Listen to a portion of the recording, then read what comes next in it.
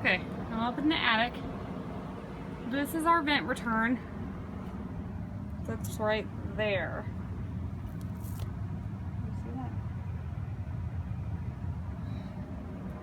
That's immediately behind you once you walk up the stairs for the attic.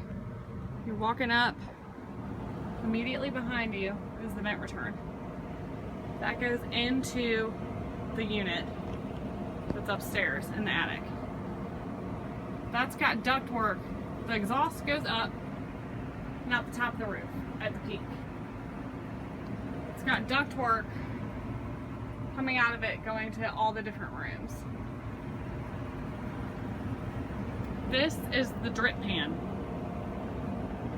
It's a really big drip pan, so the fact that it was clogged for so long that it started leaking under here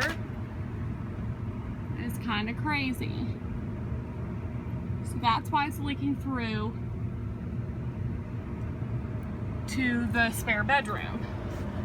You can see here the unit's on some bricks. This is how there's like maybe an inch right here. This is the water.